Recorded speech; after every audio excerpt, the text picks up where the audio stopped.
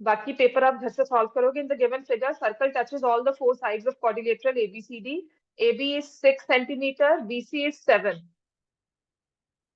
AB दिया हुआ है 6, BC दिया हुआ है 7, CD दिया हुआ है 4 centimetre. Then length of AD.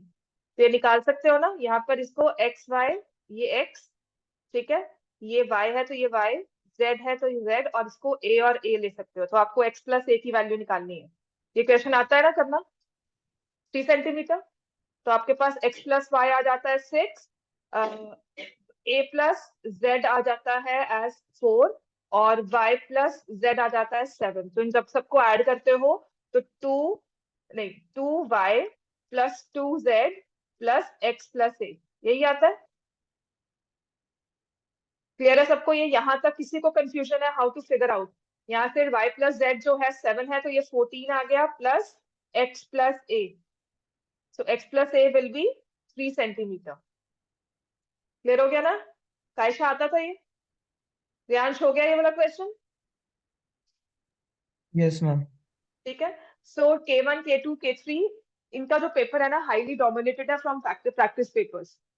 जो आपको सीबीएसई ने एडिशनल प्रैक्टिस पेपर और प्रैक्टिस पेपर रिलीज किए हैं ना, पर वो मोर ऑफ प्रैक्टिस होती है.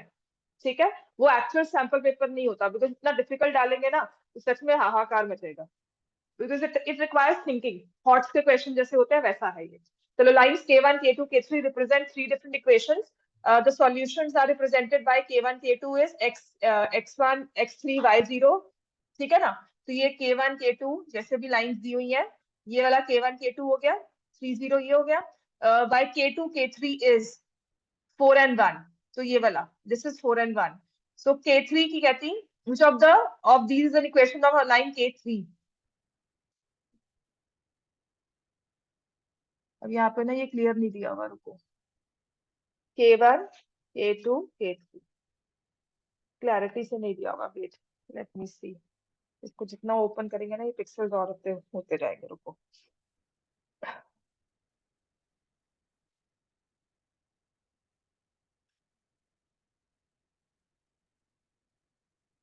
K1 and K3. तो अगर ये दिया हुआ है तो this line K1 is Px plus QY equal to 1.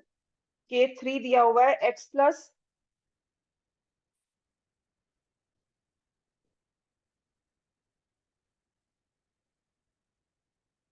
या ये K3 होगा.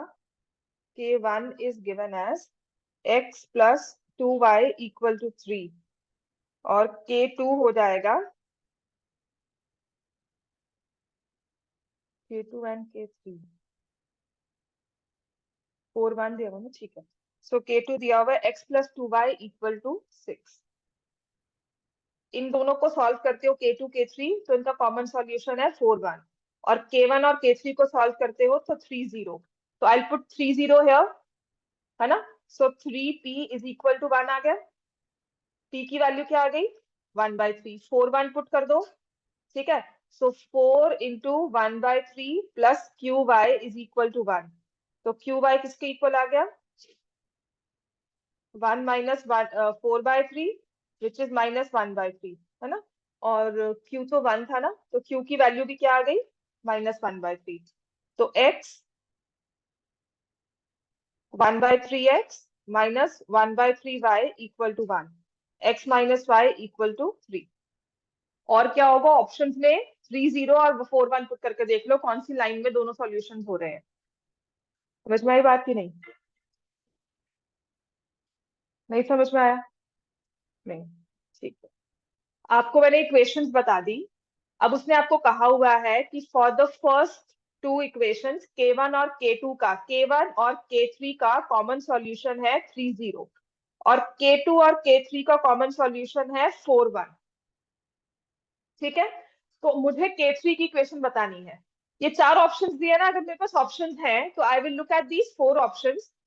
कौन सी ऑप्शन में ये 3 0 और 4 1 दोनों ही पुट होकर सेटिस्फाई हो रहे हैं. जैसे if I put here x plus Y is 3, तो ये वाला तो करता है, ये वाला नहीं करता, है ना.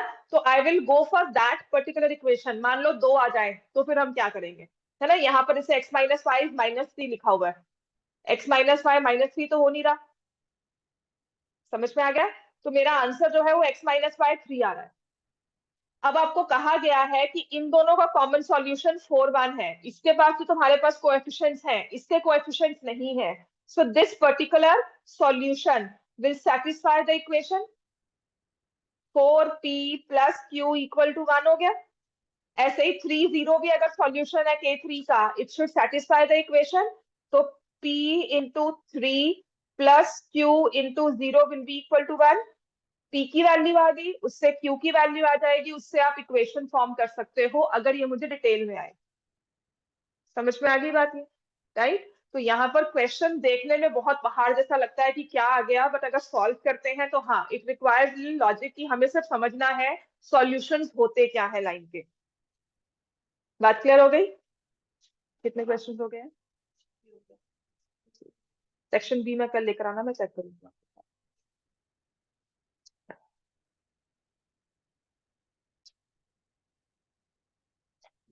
So now next after this, perimeter of one face of a cube is 20. Perimeter of one face, cube का फेस किस शेप में होता है? स्क्वायर। उसका पेरीमीटर अगर 20 दिया हुआ है तो साइड कितनी हो जाएगी? तो उसका सरफेस एरिया क्या होगा? समझ में आ गई बात है? It will be 150 square centimetre.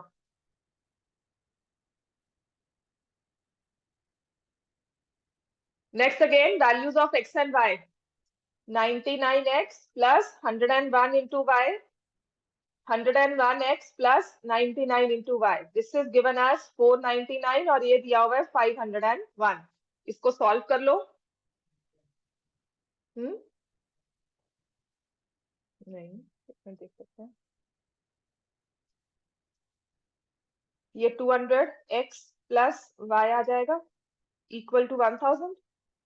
तो x प्लस वाई किसके इक्वल आ गया? 5। अगर सब्ट्रैक्ट करेंगे तो -2x plus 2y equal to -2, x minus Y equal to 2।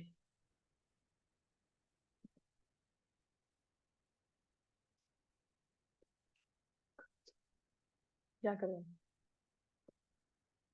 तो अगर इसको सॉल्व करते हैं तो 3.5 और आता है ना, 3.5 एंड 2 1.5। ठीक है, ठीक है। मार्क 3 एंड 2, ठीक है। x की वैल्यू 3.5 आती है ना, तो 3 एंड 2 मार्क कर सकते हो इसमें। चलो एनी हाउ, क्वेश्चन नंबर 5। या आपके पास ना ऐसे क्वेश्चन में ऑप्शन होता है कि ऑप्शंस ना मार्क करो, एक्चुअल आंसर लिख कर आ जाओ, है ना? ये तो कोई बॉक्स तो फिल करना नहीं है ना कि अटेम्प्ट नहीं माना जाएगा। समझ में आ गई बात है ना? तो यहाँ पे आप लिख सकते हो।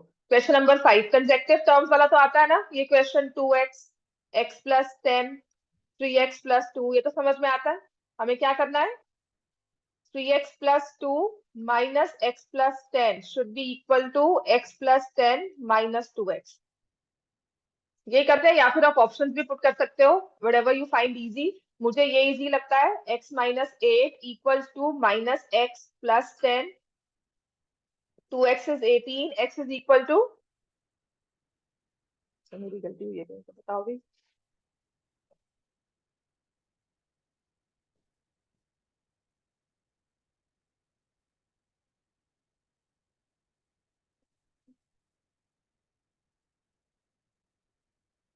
हाँ, यहाँ पे 2x आ गया, ठीक।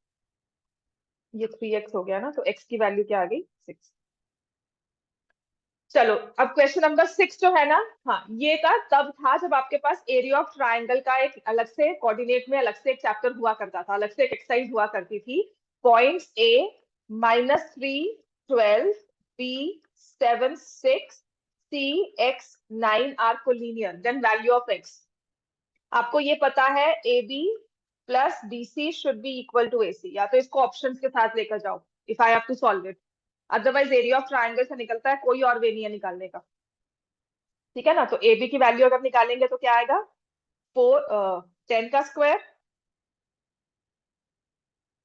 प्लस 6 स्क्वायर अंडर रूट 136 का स्क्वायर रूट, ये आता है। बीसी के निकालेंगे तो 7 माइनस एक्स का होल स्क्वायर प्लस 3 का होल स्क्वायर अंडर रूट, और AC की वैल्यू अगर आप निकालोगे तो -3 माइनस एक्स +3 का स्क्वायर। अब x की वैल्यू के साथ ही चेक कर सकते हो, करे check. If I put 2, 5 square plus 3 square, 25 plus 9,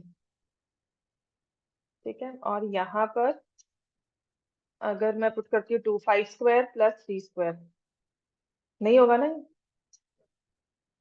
if I put 2 तो ये और ये दोनों सेम हो जाते हैं, ठीक है, तो ये नहीं हो सकता। इफ आई पुट 3, 7 माइनस 3 कितना होता है, 4 का स्क्वायर, और यहाँ से आएगा 6 स्क्वायर, 6 स्क्वायर प्लस 3 स्क्वायर,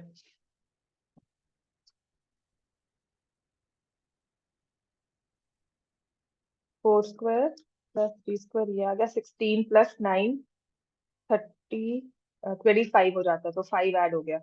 और यहाँ पर अगर 5 ऐड करते हैं, यहाँ पर हमने पुट किया 3, तो 6 स्क्वायर प्लस 3 स्क्वायर, तो कितना आ जाएगा ये भी नहीं बनेगा, नहीं बनेगा ना। हाँ, 4 पुट करें, 3 स्क्वायर 3 स्क्वायर, तो √3 × 2, 36। अगर 36 को फैक्टराइज करोगे तो 68 × 2 आता है ना। 17 × 4 हो गया, 17 × 8 हो गया, है ना। और अगर मैं यहाँ पर कुछ करती हूँ 4, 7 स्क्वायर प्लस 9, 49 प्लस,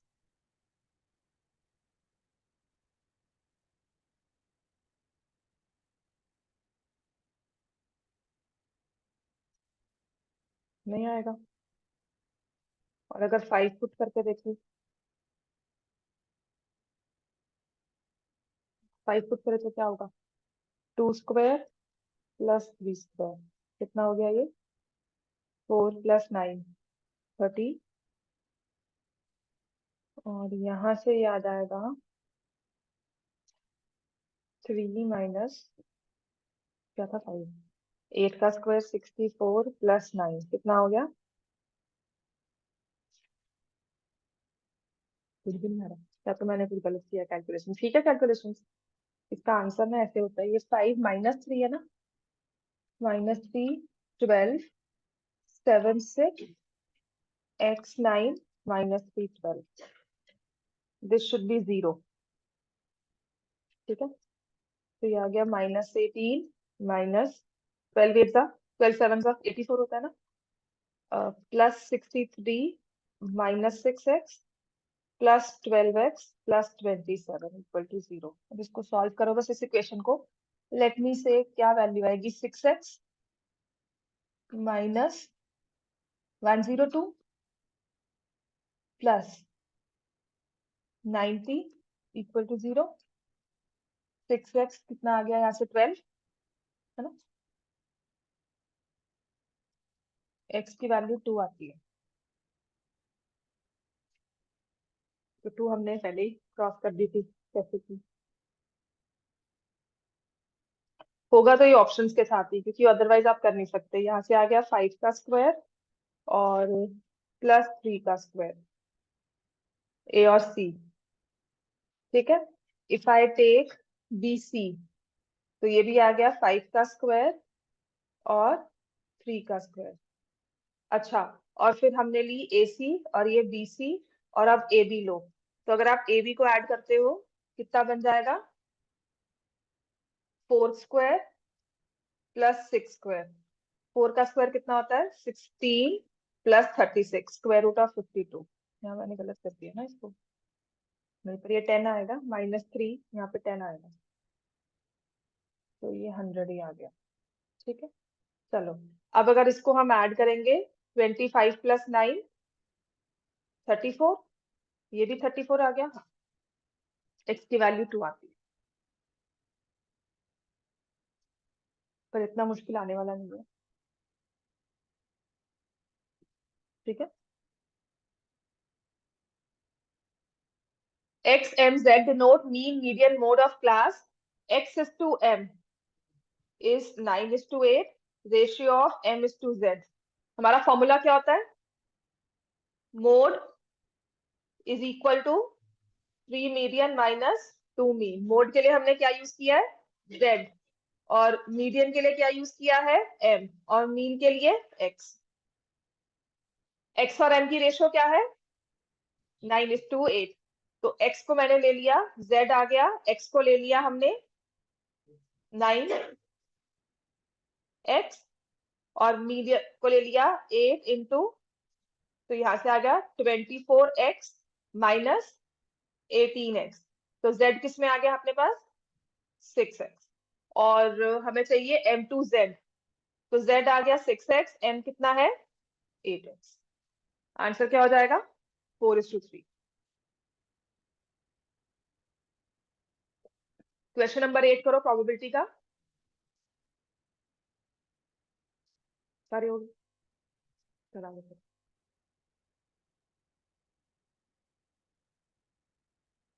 समझ में आ गया ना क्वेश्चन नंबर 7। रेशियोज हैं, सिर्फ उसमें वैल्यूज पुट करनी है। एक्स लेकर क्या हो जाता है, आपका आंसर जो है सेम नंबर, उसमें सेम उसमें आ गया कॉमन फैक्टर में। 100,000 सील एनवेलप्स 10 में है cash price of ₹100। 100 of them contain a cash price of ₹50। 200 of them contain a cash price of ₹10। Rest do not। तो कितने हो गए, 310 हो गया ना ये तो। कितने बच गए, 690, no cash price। Well shuffle, envelope is picked out, probability that does not contain a cash price। ठीक है, क्वेश्चन नंबर 9 करो। इसके बाद मैंने आपको करवाना है ट्रायंगल्स के ना, जो वो इंपॉर्टेंट से क्वेश्चंस हैं। एक तो जो एक्सरसाइज 6.3 में दिए हुए हैं, मीडियन एसी वाला, और एक ए बी बी सी, और मीडियन प्रोपोर्शनल दिया होता है, ए बी ए सी और मीडियन प्रोपोर्शनल दिया होता है, वो दो क्वेश्चंस करवाने हैं। The top of two poles of heights 20 and 14 are connected by a wire.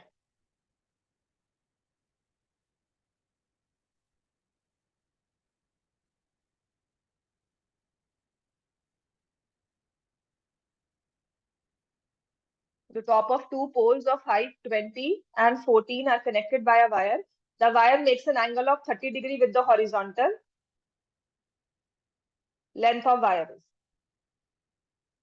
ये 30 डिग्री आ गया, तो ये कितना बचा 6। लेंथ ऑफ वायर कितना आ जाएगा,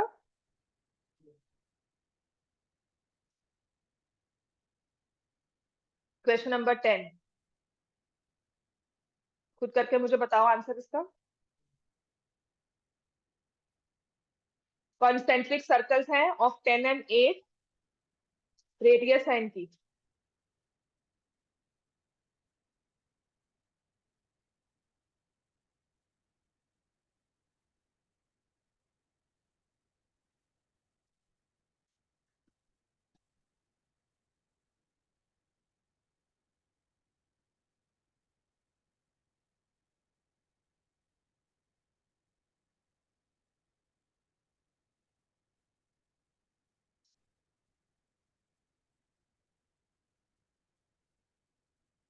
length of chord of larger circle which touches the smaller circle, क्या आ जाएगा,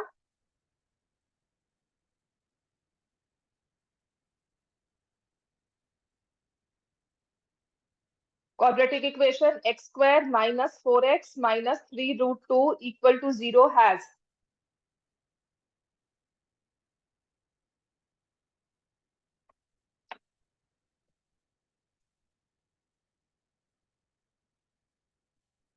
तो इसमें तो निकालना ही वैसे भी b स्क्वायर माइनस 4ac है।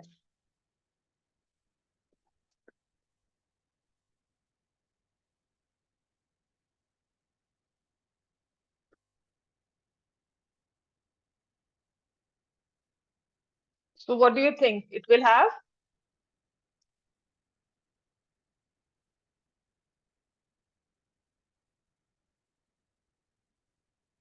ठीक है, it will have two distinct real roots।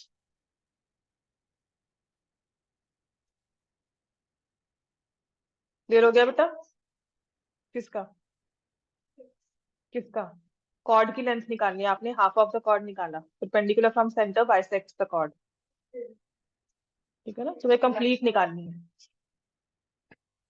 In an AP if a is equal to 1, an is 20, sn is 300, ये तो डायरेक्टली आपकी बुक का क्वेश्चन है।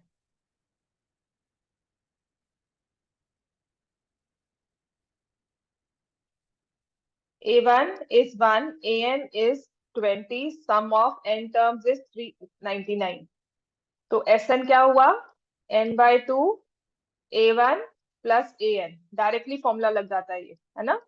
तो n/2 1 प्लस 20, तो 21 से डायरेक्टली कट होना चाहिए ये।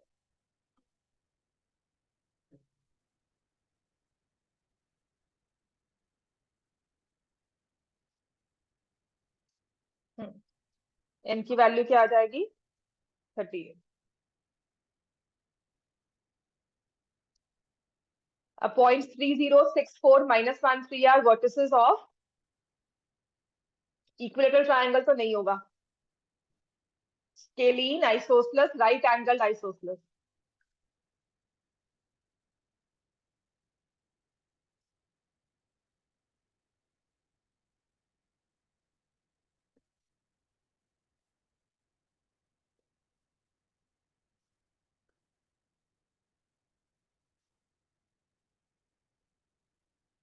t² प्लस 4² bc आ गया 7² है ना,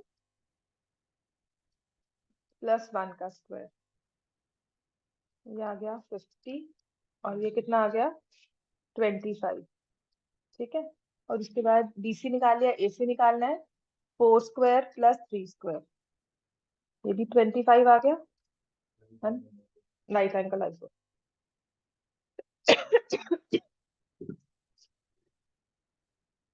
चलो क्वेश्चन नंबर 14, ये डायरेक्टली उसमें से है, प्रैक्टिस पेपर में से।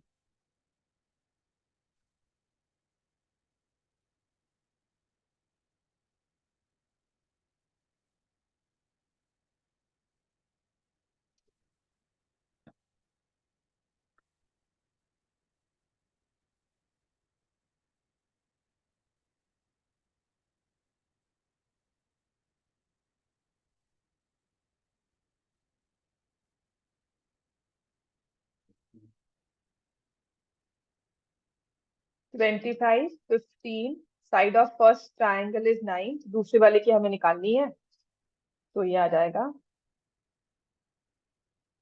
दिस इज 5, दिस इज 3, है ना, 27/5, 5.4।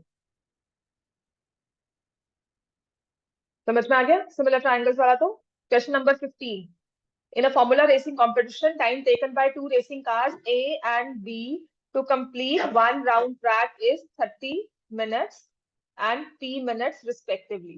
एक राउंड के लिए इतना लगता है। If cars meet again at the starting point for the first time after 90 minutes, तो ये 90 minutes क्या हो गया, cars meet again at the starting point for the first time after 90 minutes, ये क्या होगा, LCM, and HCF is 15, बस यही एक चीज है। देन वैल्यू ऑफ P, तो क्या होता है, 30 into P is 15 into 90, P की वैल्यू क्या आ जाएगी 45, HCF into LCM is equal to product of two numbers. अब क्वेश्चन नंबर 16 में तो थोड़ा सा वो लग रहा है, इसमें कहा गया है x² plus ax plus b zeros of polynomial are positive लिखा हुआ है इसमें, है ना। तो अगर जीरोस पॉजिटिव है, सम ऑफ रूट्स क्या हो जाएगा -a, प्रोडक्ट ऑफ रूट्स क्या हो जाएगा +b।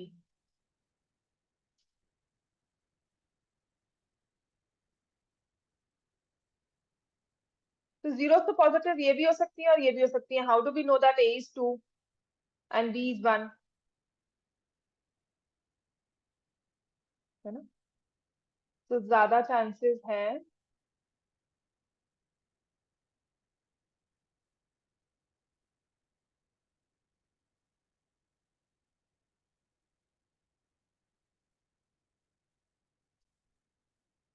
ए की वैल्यू को हम ले लेंगे 2, तो ये क्या हो जाएगा, x² minus 2x plus 1, perfect square बन गया, है ना। पर अगर हम 1 और 2 लेते हैं, x² माइनस एक्स प्लस 2, तो जीरोस एग्जिस्ट ही नहीं करेंगी, तो answer will be 2 and 1।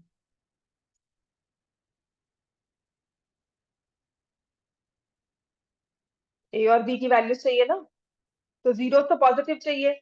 Zeros positive है मतलब कि अच्छा ए और बी की वैल्यू में ये आ सकता है कि नहीं, फाइन। तो हम जीरोस को नहीं देख रहे 1 और 2, ऑप्शंस के साथ ही इसको देख लो, ठीक है। तो हमारे पास है जीरोस पॉजिटिव है दोनों, तो ये आ जाएगा x² plus A X plus B. If you take 1 and 2 respectively, x² plus X plus 2, ये आ गया ना 1 and 2 के साथ। क्या जीरोस एग्जिस्ट करती है इसमें, b² minus 4ac, zeros exist नहीं करेंगी, ठीक है। अगर आप 1 और माइनस 2 लेते हो, x² plus x minus 2, zeros exist करेंगी, लेकिन क्या दोनों पॉजिटिव होंगी, नहीं। समझ में आ गया, दोनों पॉजिटिव नहीं होंगी, एक नेगेटिव एक पॉजिटिव होगी। If you take -2 and 1, x² minus 2x plus 1, x minus 1 का होल स्क्वायर बन गया ये, both the zeros are positive. और 2 माइनस 1 में दोनों जीरोस पॉजिटिव नहीं होंगे।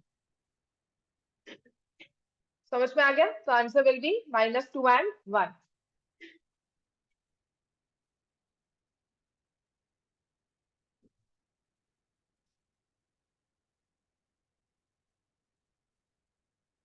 So next it says, Guinea flipped the fair coin 3 times and tails came up each time.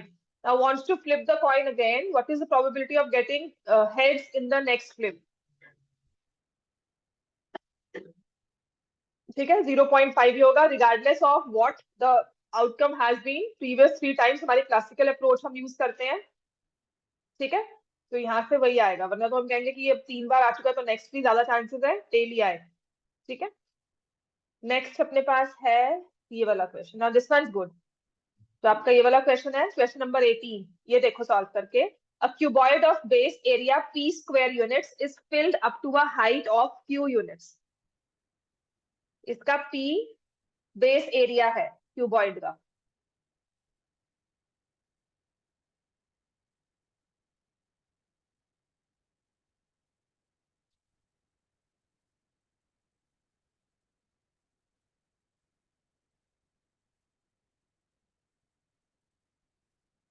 p base area filled up to a height of q units, तो इसका volume कितना हो गया cuboid का, p into Q, क्योंकि देखो ना base area जो होगा वो लेंथ इंटू ब्रेड्थ होगा, और हमने हाइट से मल्टीप्लाई कर दिया तो वॉल्यूम उसका आ गया P Q. Volume of cuboid is P Q, ठीक होगी बात ये। Volume of cuboid is p into Q cubic units, क्योंकि स्क्वायर यूनिट्स को आपने अगर हाइट से मल्टीप्लाई कर दिया तो वॉल्यूम आ जाएगा। A sphere of volume r cubic units is dropped, तो इसका जो वॉल्यूम है वो है r cubic units, such that it's completely submerged. Which of these represents the increase in height of water?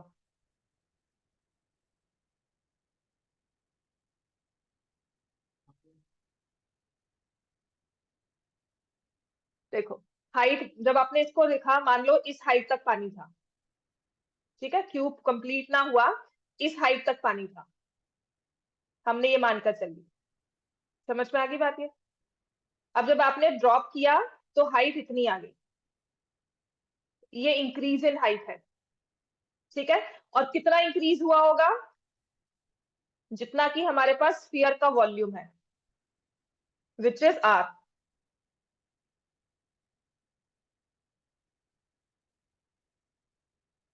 ठीक है।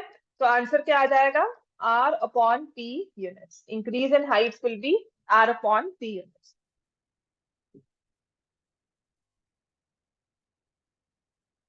टोटल हाइट है ना, टोटल हाइट तो ये होगी Q plus R by P, लेकिन इंक्रीज जो है वो आर बाय पी है। क्लियर हो गया, ये आपके प्रैक्टिस पेपर में से है। अब आ जाओ इसमें,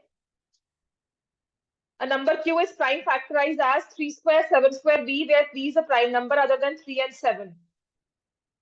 इसको prime factorize किया, b is a prime number other than 3 and 7. q is definitely an odd number. Assertion true or false?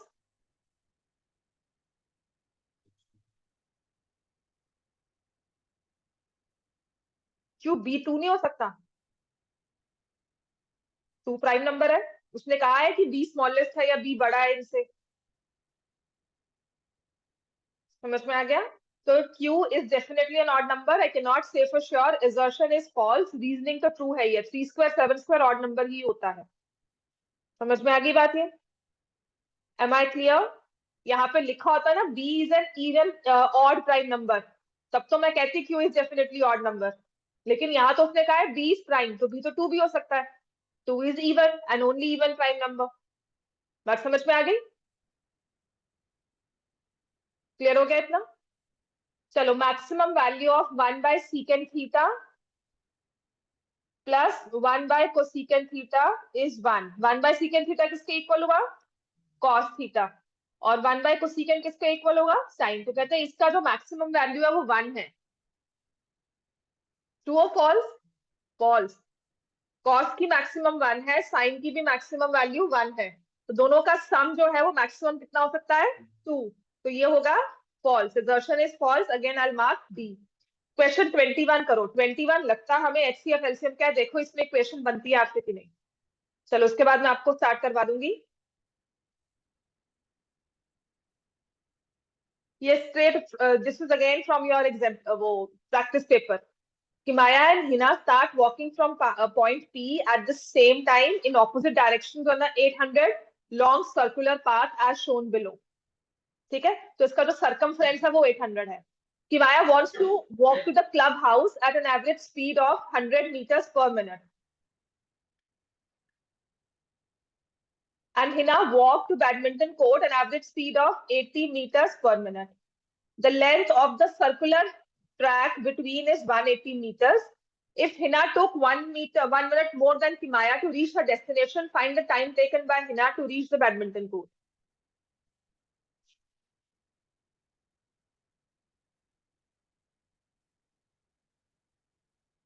ये डिस्टेंस x ले लिया मीटर और ये डिस्टेंस y मीटर्स ले लिया.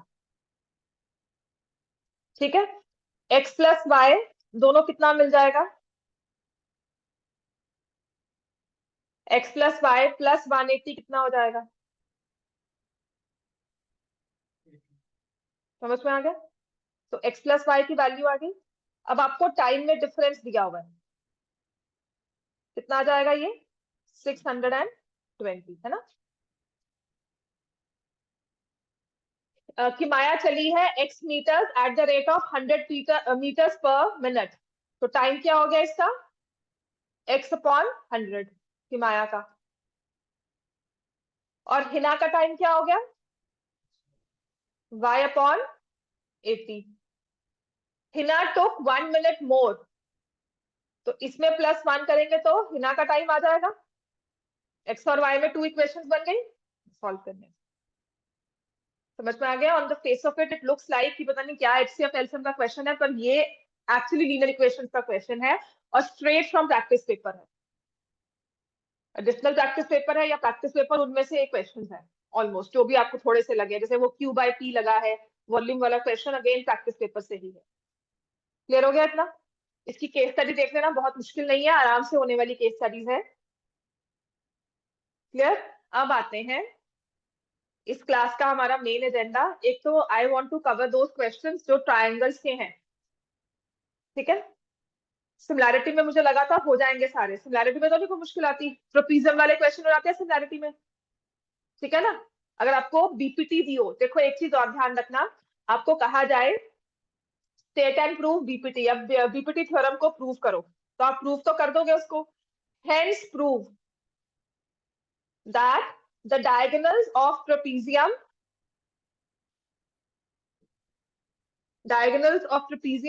are divided in the same ratio. ठीक है ना? तो बीपीटी के साथ प्रूव करना है आपको, कंस्ट्रक्शन करके. बात समझ में आई? इस चीज का ध्यान रखना, हो सकता है इसमें मार्क्स कट जाए, इसमें सिमिलैरिटी नहीं यूज करनी है आपको. अगर आपको क्वेश्चन आ जाएगा state and prove BPT theorem और उसके बाद कहा जाता है हेंस प्रूव, ठीक है, तो हेंस प्रूव में कहा जाता है कि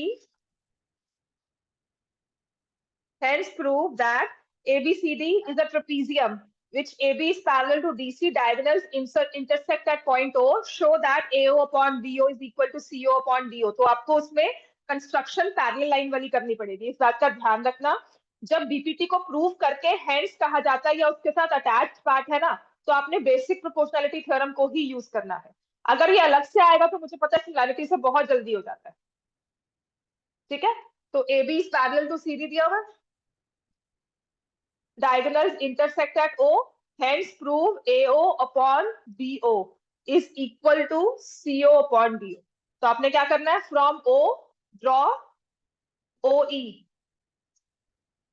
parallel to CD, कहीं से भी कर लो। फिर ट्राइंगल आपने लेना है, एक तो ABC और एक ट्राइंगल लोगे ABD, ठीक है। रेशियो ध्यान से लिखना कि अगर मैं ADC ले रही हूं तो मैं लिखूंगी AE upon DE is equal to AO upon OC। Clear हो गया ना। और अगर मैं ABD ले रही हूं तो मैंने AE अपॉन DE लिखा है ना, तो मैं AE अपॉन DE तो वही रखूंगी so that it's easy for me to prove. पर दूसरी रेशियो क्या हो जाएगी, BO अपॉन OD। बस इस चीज का ध्यान रखना कि आपने उसको जैसे आप रेशियोज को लिख रहे हो प्लीज कॉरेस्पॉन्डिंगली रेशियोज को लिखना। बाकी फिर प्रूव करने में कोई मुश्किल नहीं आती, ये दोनों इक्वल हो गया, इसको फिर आपने इसको यहाँ पर इंटरचेंज करना है। The numerator of one should go in the denominator of the other as the need to be prove. समझ में आ गई बात ये हमें, राइट। अब इसके बाद आते हैं जो मुझे लगता है कि इस चैप्टर का सबसे बड़ा मुश्किल वाला क्वेश्चन है, विच सेज क्वेश्चन नंबर है आपकी एक्सरसाइज 6.4 का 6.3 का 6.3 का question number 12 and question number 14। ये दो क्वेश्चन है जो मुझे लगता है कि सबसे मुश्किल वाले क्वेश्चन है, समझ नहीं आता इनमें क्या होगा। और क्वेश्चन नंबर 6 अगर आप देख सकते हो, if you have any problems तो मुझे डिस्कस कर लेना ये क्योंकि इसमें कॉन्ग्रुएंसी दी हुई है। क्लियर हो गया, क्वेश्चन नंबर 6 में कॉन्ग्रुएंसी दी हुई है। क्वेश्चन नंबर 12 देखो एक बार, 12 और 14 में दोनों में क्या फर्क है, बहुत ही जरूरी है, दोनों क्वेश्चंस को देख लो। 12 तो फिर आ सकता है, 12 के आने के चांसेस बहुत ज्यादा है, पर बाई चांस करके 14 आ गया तो उसको गलत मत करना। रिगार्डलेस ऑफ द वे जो आपने किया हुआ है या जो आपको स्कूल में करवाया, जो मैं करवा रही हूँ वो मुझे बहुत ईजी लगता है। समझ में आ गया। तो आपने जो भी मेथड किया है दोनों में डिफरेंस समझो। 14th वाला मैं यूज करती हूँ मिड पॉइंट थ्योरम, पर आपको अगर ऑनलाइन प्रूफ देखोगे, या मुझे नहीं पता आपके स्कूल में क्या करवाया गया है, बट 14th अगर मिड पॉइंट से करते हैं तो बहुत इजी और बहुत स्ट्रेट फॉरवर्ड सा होता है, ठीक है।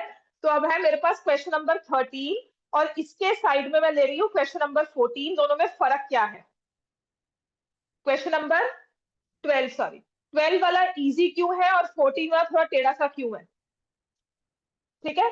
दोनों में दो ट्रायंगल दिए हुए हैं एबीसी और PQR। दोनों ही क्वेश्चंस में दो ट्रायंगल्स दिए हैं एबीसी और PQR, दोनों में मीडियंस ड्रॉ किए गए हैं। इसको साइड बाय साइड लिख लो। अगर तो आपको 12th आता है ना, जैसे मर्जी कर लो, मुझे तो इतना तो है कि प्रूफ तो कर ही लोगे 12th को, जितनी बार आपने बुक रिवाइज की है। और यहाँ पे मीडियन दिया हुआ है PM, वही सेम टू सेम ना।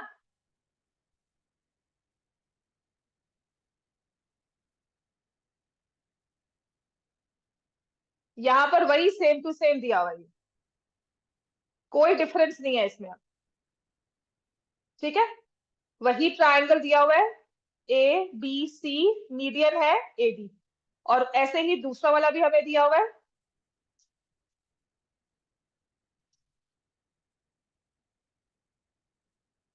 PQR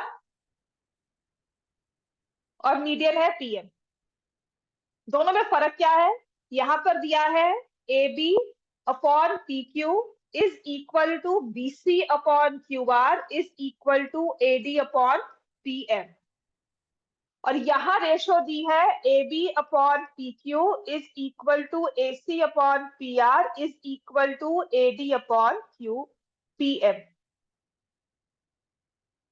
दोनों में फर्क क्लियर हुआ? यहां पर मीडियंस भी है और एक साइड है, लेकिन जो दूसरी साइड दी हुई है ना प्रोपोर्शनल, वो मीडियन उसके ऊपर आके गिर रहा है। मीडियन उसको तो डिवाइड कर रहा है दो हिस्सों में, और यहाँ पर जो दूसरी साइड दी हुई है वो मीडियन के साथ उसका कोई भी लेना देना नहीं है। That's why this question becomes a little difficult, थोड़ा ट्रिकी हो जाता है, लंबे तरीके से सॉल्व करना है, ये बहुत डायरेक्ट हो जाता है। इसमें स्टेप्स क्या होते हैं? आपकी कौन सी साइड दो दो हिस्सों में डिवाइड हो रही है? बीसी। तो बीसी को हम क्या लिख सकते हैं? 2BD, है ना? मैं यहाँ पे लिख दूंगी AB upon PQ is equal to 2BD। QR को क्या लिख देंगे? 2QM is equal to AD upon PM। ये 2 कैंसिल हो गया, तो AB PQ के साथ, BD QM के साथ। मैं इक्वल नहीं कर रही हूँ, ये जो मैं सिंबल बना रही हूँ प्रोपोर्शनैलिटी के है। तो हमारा ट्रायंगल कौन सा सिमिलर हो गया? Triangle ABD similar to triangle PQM। कौन से रूल के साथ? SSS के साथ। और इससे मैंने ले लिया angle B equal to angle Q CPSC। ये वाला एंगल इसके साथ इक्वल आ गया, और इससे यूज करके मैंने ट्रायंगल ABC और PQR को सिमिलर प्रूव कर दिया। बहुत आसानी से हो जाता है। ये आपके एग्जांपल्स भी हैं। If you see example number 8, कुछ ऐसा ही है ये। समझ में आ गई बात? है।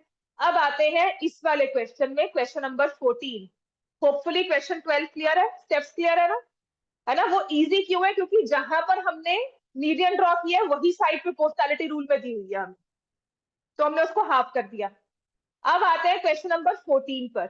14 में क्या है? उसने हमें जो साइड हाफ किया ना उसको तो दिया ही नहीं हुआ, उसने उसके अलावा तीसरी वाली साइड दे दी। तो यहां पर हम कंस्ट्रक्शन करेंगे। From B draw DE parallel to AC। Draw DE parallel to AC, और यहां से MN कर देते हैं पैरेलल टू PR। यहां से प्रूव ये हम कर रहे हैं ट्रायंगल ABC में, और ये हम कर रहे हैं ट्रायंगल PQR में। और यहां पर हम अपनी यूज करेंगे mid point theorem class 9th की। क्लियर हो गया इतना? ठीक है। तो D is the mid point of BC। ये है ट्रायंगल ABC की बात। मैं ट्रायंगल ABC लिखूंगी, सिमिलरली आप ट्रायंगल PQR लिख लोगे। अगर ये क्वेश्चन आएगा ना, सीरियसली अगर ये आता है तो it will come in 5 marks, पर हाई चांसेस तो बीपीटी के ही होते हैं आने के। हाँ, अगर सर्कल्स में भी आएगा, थ्योरम आएगी ना, तो आई फील उसके साथ एक क्वेश्चन साथ में आएगा, हेंस प्रूव या आल्सो प्रूव बी पार्ट करके, क्योंकि सर्कल्स की थ्योरम बहुत इजी वाली है जो है। ठीक है। D is the midpoint of BC. DE is parallel to AC. Therefore, by converse of midpoint theorem,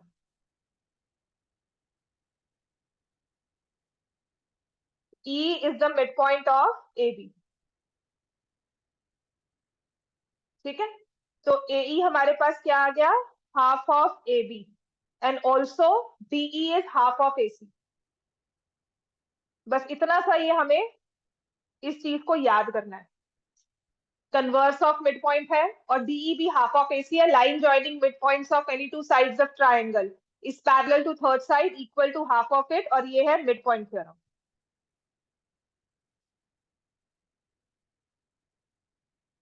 अब ट्रायंगल PQR में क्या लिखेंगे? M is the midpoint of QR। समझ में आ गया? MN is parallel to PR by construction। तो same आ गया by converse of mid point theorem. N is the midpoint of PQ। तो MN is equal to half of PQ and also, sorry MN कह दिया, यहाँ पे आएगा PN। PN is half of PQ, MN is half of PR। समझ में आ गई बात? ये सिंपल सा मिड पॉइंट थ्योरम हमने प्रूव किया। इसका फायदा क्या होगा? इसका फायदा ये होगा, AB की जगह आप क्या लिखोगे? देखो ना, AE is equal to half of AB। तो यहां जहां रेशियो मुझे दी हुई है, तो AB की जगह हम क्या लिखेंगे? 2AE। PQ की जगह क्या लिख देंगे? AC की जगह मैं क्या लिख दूंगी? टू डीई, पी आर की जगह क्या लिख देंगे, 2 mm, और ये आ जाएगा एडी अपॉन पीएम। बात समझ में आ गई। हमने सिर्फ मिड पॉइंट्स को प्रूव किया, जो ये कंस्ट्रक्शन वाली साइड है ये वाली, इसको एक्चुअल साइड जो गिवन थी ना उसका हाफ हाफ ले लिया हमने, कंस्ट्रक्टेड वाली साइड और जहां ई मिड पॉइंट लिया हमने। इतना लिख लिया सबने ऑनलाइन। इश्वी क्लियर है ये?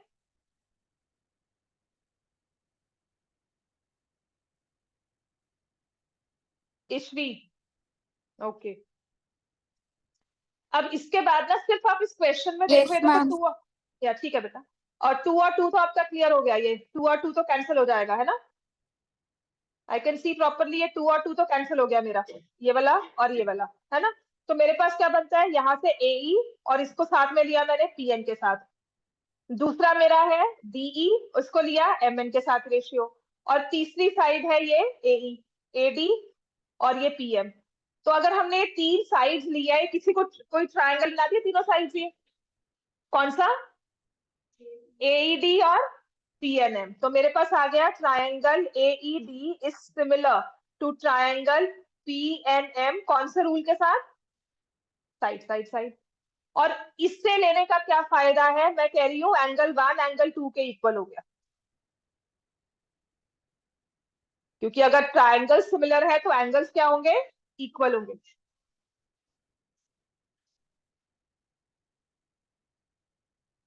अगर ट्रायंगल सिमिलर है तो एंगल्स इक्वल होंगे, एंगल 1 इक्वल टू एंगल 2। अब इसका जो एक हिस्सा तो हमने ले लिया, दूसरे हिस्से को 3 और 4 ले लो। इतना क्लियर। आपने लिखना है सिमिलरली वी कैन प्रूव। अब पूरा लिखना नहीं होता इसमें, कैसे कैसे अगर लिख सकते हो तो अच्छी बात है, कि सिमिलरली अगर मैंने यहाँ से पैरेलल ड्रॉ किया लाइन, यहाँ तो एसी को ड्रॉ की थी ना, तो similarly by drawing line parallel to A B and P Q, हम प्रूव कर सकते हैं एंगल 3 इक्वल टू एंगल 4।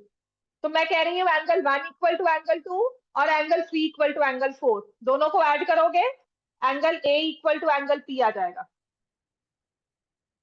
समझ में आ गया? ठीक है। तो जो ओरिजिनल ट्रायंगल की साइड्स दी हुई थी ना, इसको लेकर A B P Q A C P R, और ए और पी को लेकर एस से एस के साथ हमारा triangle A B C similar prove हो गया ट्रायंगल पी क्यू आर के। इतना क्लियर है हमें एवरीवन? कोई मुश्किल यहाँ तक कुछ ना समझ में आया हो, प्लीज जाकर इसे घर पे अच्छे से लिख लेना। बाय चांस अभी तो एक अगर प्री बोर्ड रहता है, अगर बाय चांस प्री बोर्ड में आ गया तो आपके पास 5 मार्क्स सिक्योर्ड है, प्लस अगर ये आपके एक्चुअल बोर्ड में आता है तो I think this is the easiest method. आपके जो एक्चुअल उसमें दिया होगा ना, वो उसमें क्या होता है कि इसको डी को आगे एक्सटेंड करके इसको ज्वाइन कर देते हैं, इसको कर देते हैं, वो पैरेललोग्राम प्रूफ करते हैं, वो लंबा क्वेश्चन हो जाता है।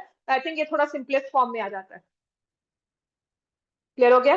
गलत कोई नहीं करेगा, बिल्कुल सही आंसर है, ये बिल्कुल ही सही प्रूफ है, कुछ भी इसमें ऐसा नहीं है कि आपने कुछ गलत लिखा है।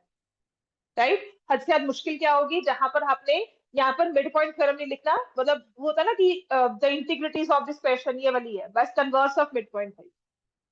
This is not mid point, this is converse of mid point, और यहाँ पर ये मिड पॉइंट थ्योरम। ठीक है। तो जहां पे हम लाइंस को पैरेलल प्रूव करते हैं, वो बीपीटी है या कन्वर्स है, कन्वर्स। और जहां पर हम रेशियो इक्वल लेते हैं वो क्या है, बीपीटी। बात समझ में आ गई? ये एजर्शन रीजनिंग में क्वेश्चन अगर आएगा ना, आपको एजर्शन मैंने आपको कहा भी था कि अगर उसने लिखा है AD upon BD is equal to AE upon EC, therefore it means BE is parallel to BC in triangle ABC। और यहाँ पर आपको उसने लिख दिया it's in a triangle line is drawn parallel to any two side, any side of the triangle to intersect the other two sides। तो यहाँ पे assertion जो है रीजनिंग से एक्सप्लेन हो रहा है या नहीं, नहीं हो रहा। दोनों आपस में सही है लेकिन reasoning does not explain assertion। तो आंसर क्या होगा, बी पार्ट। यहाँ पर हमें कन्वर्स चाहिए। क्लियर हो गया? इतना इस चीज का ध्यान रखना। अब आते हैं, अगर इस चैप्टर में आपको लगता है कोई और क्वेश्चन है जो नहीं समझ में आ रहा, टेक अ लुक एक्सरसाइज 6.4 में, 6.3 एंड एक्सरसाइज 6.2।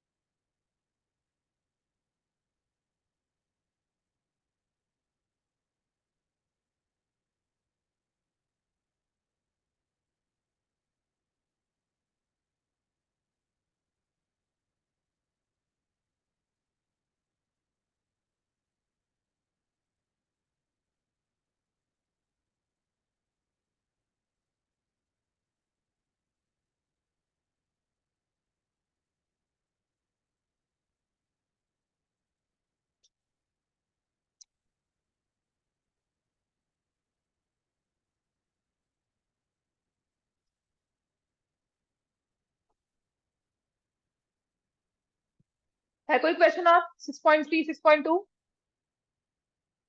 गुरलीन नहीं? अच्छा ये वाला क्वेश्चन करो।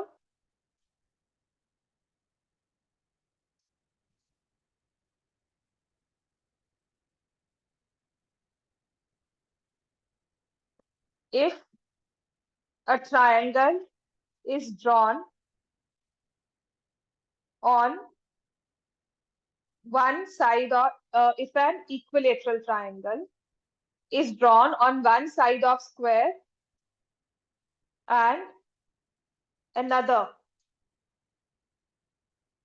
equilateral triangle is drawn on diagonal of square,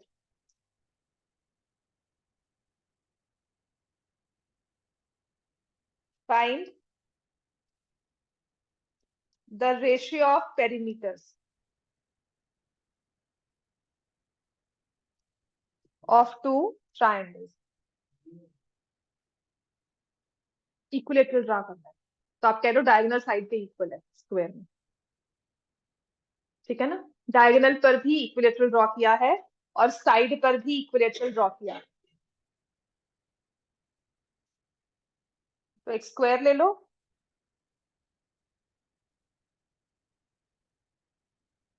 side पर ड्रॉ किया,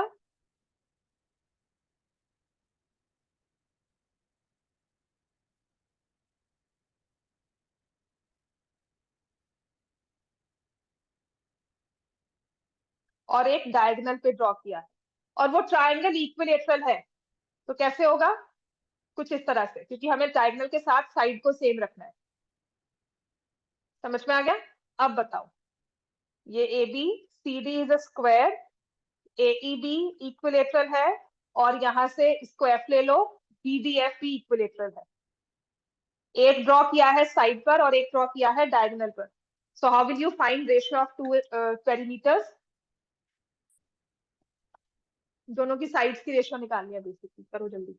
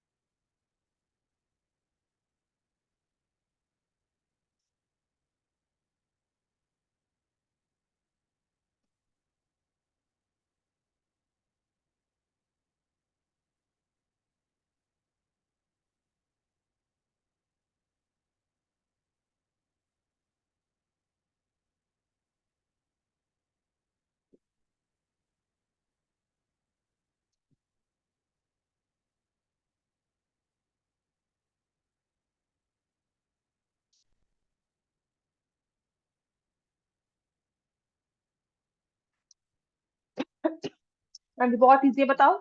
स्क्वायर की साइड क्या होती है? कोई भी ले लो, कितने लोगे स्क्वायर की साइड को? A units. डायगोनल कितना होता है? √2a हो गया। आपको ये शो करना है, if side of square is a units, diagonal कितना हो गया? √2a units. तो जो ट्रायंगल बना है ए के साथ, उसका पेरीमीटर क्या हो गया? 3a। 1:2 पेरीमीटर चाहिए, √2 होगा। तुमने 2 बोला, 1:√2, ठीक है। और जो डायगोनल के साथ ड्रॉ किया है वो क्या हो जाएगा? 3 × √2a। तो 3 cancel, a cancel, ratio will be 1:√2। समझ में आ गया? ये एक क्वेश्चन है जो सिमिलैरिटी पर ही है, बट ये पहले ना एरियाज वाले एक्सरसाइज में था जो डिलीट हो चुकी है। बट हाँ, दिस कुड भी, अगर एक केस स्टडी बनकर आता है या कुछ ऐसा, हमारे पास आ सकता है क्वेश्चन। क्लियर हो गया इतना? ठीक है। ये क्वेश्चन मैंने टेस्ट में भी दिया था कि ABC and DBC are two triangles on the same base BC. कुछ इस तरह से ड्रॉ किया हुआ है, ठीक है। तो दिस इज बीडी, और ये सेम बेस बीसी पर ट्राइंगल एबीसी और बीसीडी ड्रॉ किए गए हैं। AD and BC intersect at point O. Prove that area of triangle ABC upon, आना नहीं चाहिए, पर अगर ऐसा कुछ आता है या इससे सिमिलर कुछ आता है तो आपने इसे कैसे लेना है।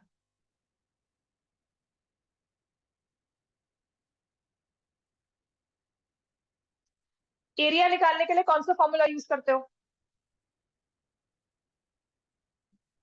Half into base into height. तो ट्राइंगल एबीसी के ना बेस तो मेरे पास पता है मुझे बीसी होगा, हाइट नहीं है। ठीक है, तो मैं यहाँ पे क्या करती हूँ, construction draw A E perpendicular to BC. A E perpendicular to BC draw किया। ऐसे ही यहां से D F perpendicular to BC, दोनों ट्राइंगल्स की हाइट ड्रॉ कर दी। समझ में आ गया? क्लियर? अब आपने सिमिलैरिटी यूज करनी है, तो कौन से दो ट्राइंगल्स को सिमिलर कर सकते हो?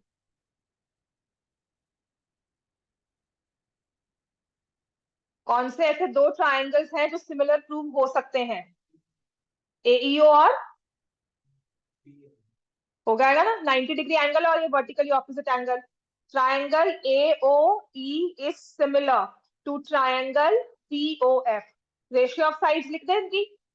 एओ upon DO is equal to OE upon OF is equal to AE upon DF. Clear हो गया? अच्छा, ट्राइंगल एबीसी का एरिया निकालो, कितना होगा? Half into base into altitude. ऐसे ही ट्रायंगल बीडीसी का एरिया निकालो,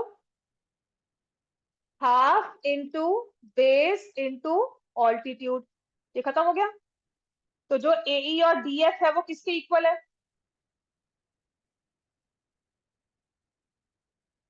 समझ में आ गया? If something like this appears in your paper, chances बहुत कम है आने के, right, but if something like this comes, please अगर आपने ट्रायंगल ऐसा कुछ लिया है तो परपेंडिकुलर ड्रॉ करके आप ड्रॉ कर सकते हो उसको। ठीक है, अब मैं आती हूँ चैप्टर सर्कल्स पर।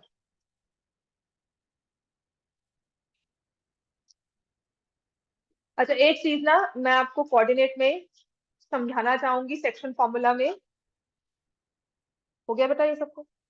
ठीक है, आपको क्वेश्चन नंबर 8 दिया हुआ है, आपकी बुक का ही क्वेश्चन है, जिसमें लिखा हुआ है ए के कोऑर्डिनेट्स है -2 और बी के कोऑर्डिनेट्स है 2 - 4। Find coordinates of P such that AP is equal to 3/7 of AB. P lies in the interior of line segment AB. Inside of, in between A and B. P lies in between A and B. इसको आपने ध्यान रखने वाली बात क्या है आपके पास? समझ में आ गई बात? इसमें the only point to be taken care कि अगर ये क्वेश्चन पेपर में आता है ना, तो एक्साइटमेंट में हम क्या होता है, पी यहाँ पर दिया हुआ है, आपको एपी दिया हुआ है 3 और ए बी दिया हुआ है 7। तो जो हमारा सेक्शन फॉर्मूला है वो एपी और बीपी की रेशियो लेता है, एपी टू होल नहीं लेता कभी भी, या बीपी टू होल नहीं लेता। पहली बात तो कौन सी हमें पार्ट दिया हुआ है वो, अगर बीपी दिया होता तो रेशियो 4:7 हो जाती। एपी दिया हुआ है तो रेशियो है 3:4। और अगर वो देता BP is equal to 3/7 of A B, तो आप एपी रेशियो बीपी कैसे निकालोगे? अब बीपी 3 पार्ट हो गया, तो एपी कितना हो जाएगा 4, तो रेशियो आपकी होगी 4:3। और जो पॉइंट पहले दिया होता है ना, वहीं से रेशियो स्टार्ट होती है। ठीक है ना, आपको ए दिया हुआ है तो ए बी, तो एपी इज टू बीपी की रेशियो बनाओगे। हमेशा ये रूल होता है कि हम उसी के साथ जाते हैं, आपका आंसर भी वहीं से चेक होगा। क्लियर होगी बात? ये क्लियर? अब आते हैं चैप्टर सर्कल्स पर। अब मुझे सर्कल्स में बताओ, एक तो एग्जांपल नंबर 3 है, मैंने थ्योरम्स तो करवाई दी थी सर्कल्स की कल। ठीक है, चैप्टर सर्कल्स में ट्रिग्नोमेट्री में है कोई मुश्किल? आइडेंटिटीज को प्रूव करना ही है। चैप्टर है सर्कल्स, एग्जांपल 2 एग्जांपल 3, दोनों ही इंपॉर्टेंट है। एग्जाम्पल 3 ना आज से 2-3 साल 2019 में आई थिंक पेपर में आया था ये एग्जाम्पल 3 एज इट इज। तो एग्जाम्पल 3 आता है सबको? लिखो।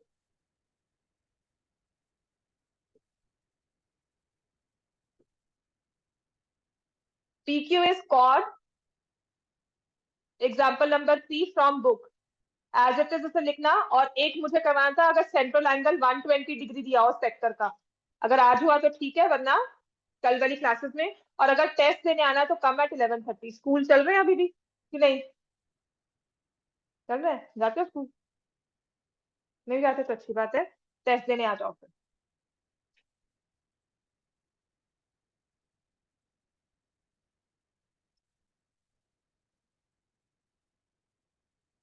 कल का टाइम स्लॉट ना मैं वही रख दूंगी, अगर कल क्लास ली तो ठीक है। क्यों? क्यों? परफॉर्मेंस बहुत अच्छी थी, किस चीज में? तो क्यों बुलाया तुमने? रीटेस्ट दिए थे, वो क्या हुआ? उसमें भी अच्छी, बहुत बहुत अच्छी है। हाँ फिर मेरे स्कूल रेगुलरली आना है। PQ की लेंथ है 8 सेंटीमीटर, रेडियस इज 5। तुम्हें तो 1 बजे छुट्टी हो जाती है, छुट्टी तो 1 बजे हो जाती है। 1:30 घर कब तक पहुंचते हो? तो 3:30 तो आ सकते हो टेस्ट देने। PQ is 8 centimetre. OR जो है, रेडियस दिया हुआ है 3, तो OP है ना, रेडियस लिखा ना। OP is 5 centimeter. Tangents at P and Q intersect at T. Find the length PP.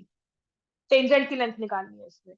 तो समटाइम्स आपको PQ की लेंथ निकालने को कह देते हैं, ठीक है? अगर टेंजेंट की लेंथ दे दें, कुछ कुछ भी हो सकता है इस क्वेश्चन में, इसका ही एक वेरिएशन है।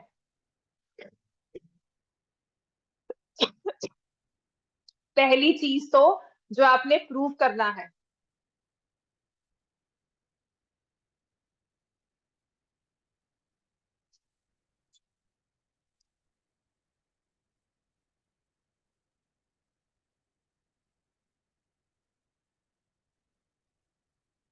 सबसे पहला आप प्रूव करोगे triangle TPO is congruent to triangle TQO। सबसे पहला स्टेप है प्रूव करने का, triangle TPO is congruent to triangle TQO।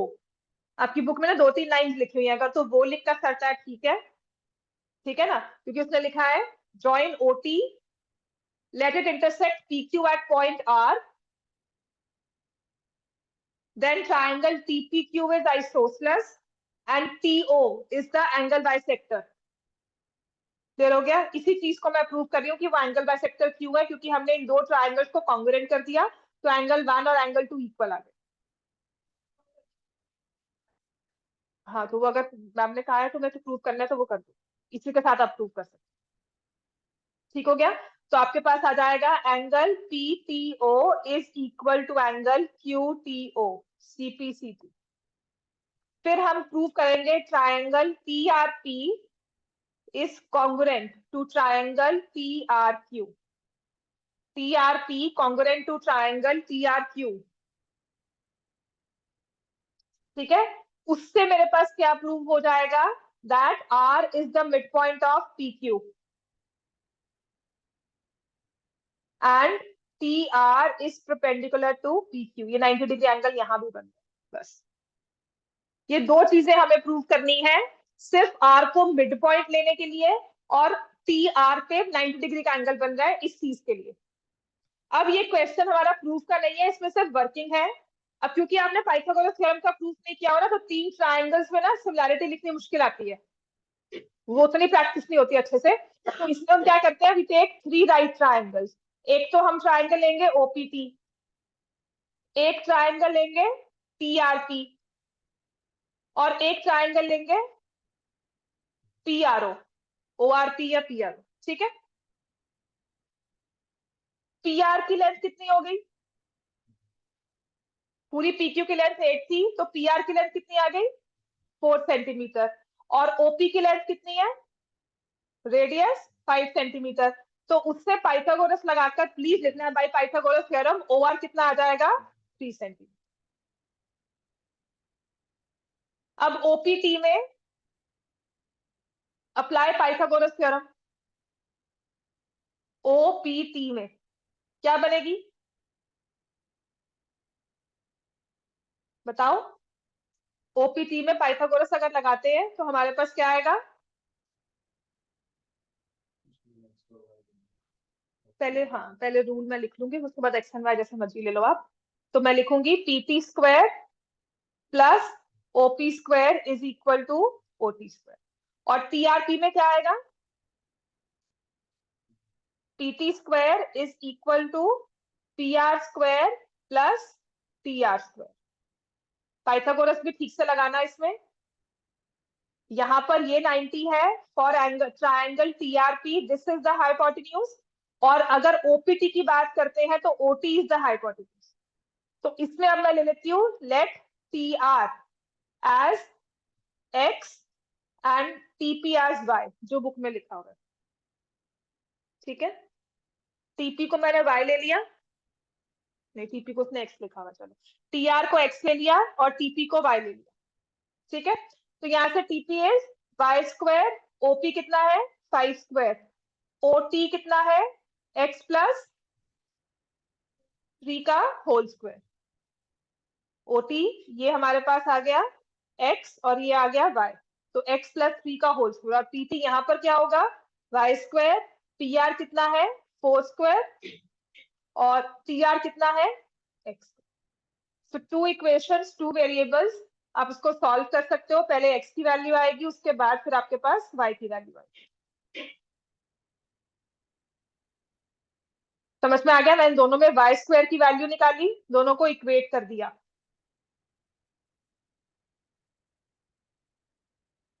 Clear है इससे। ये फुल फ्लेजेडली आपको 2 मार्क्स में या 3 मार्क्स में या 5 मार्क्स में आ सकता है। ठीक है कंसिडरिंग 2019 में आया था तो हो सकता है अभी आ जाए। क्लियर हो गया इतना। इसमें question number 12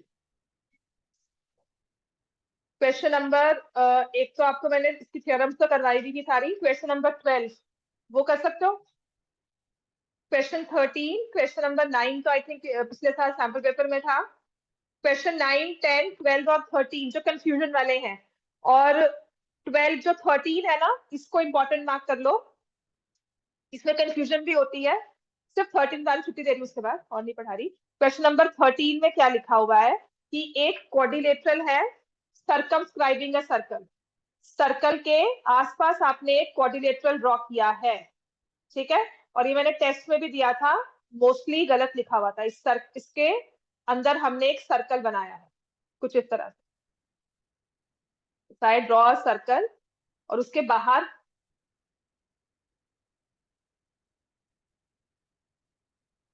we draw a quadrilateral. कुछ ऐसा मेंशन नहीं किया हुआ कि पैरेललोग्राम है।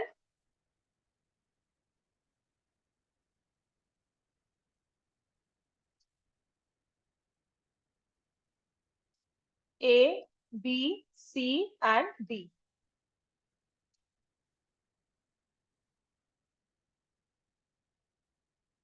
तो the question number 13 it says कि जब आपने इस सर्कल के सेंटर को ऑपोजिट साइड्स के वर्टिसेस के साथ ज्वाइन कर दिया। ठीक है तो पहली बात तो जो हमें ध्यान रखनी है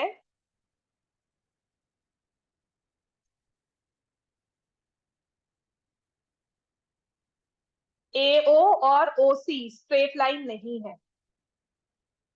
एओ और ओसी डायगोनल नहीं है क्वाड्रिलेटरल का। तो हमें प्रूव करना है angle AOB plus angle COD 180 degree they are supplementary. ये जो ऑपोजिट एंगल्स है ये वर्टिकली ऑपोजिट एंगल्स नहीं है। ये स्ट्रेट लाइन नहीं बन रही बस इतना सा ध्यान रखना। इसको प्रूफ आप कर सकते हो। आपको मैंने कहा था यहाँ से हम परपेंडिकुलर ड्रॉ कर देंगे ज्वाइन कर देंगे। Radius and tangent of perpendicular आपके ये एंगल 1 और एंगल 2 इक्वल आ जाएंगे। ऐसे जब हमने सबको ज्वाइन कर दिया तो ये चारों इस कंप्लीट एंगल बन जाएगा। 3 और 4 इक्वल आ गया 5 और 6 इक्वल आ गया 7 और 8 इक्वल आ गया। रिप्लेस करोगे 1 + 3 8 + 6 180 डिग्री हो जाएगा। ऑपोजिट एंगल्स आपके सप्लीमेंट्री हो जाएंगे। समझ में आ गया? 12 वाला करना है अभी? नहीं, तुम लोग ही थके हुए हो, मैं तो करा रही थी। बताना तुम्हें साइंस।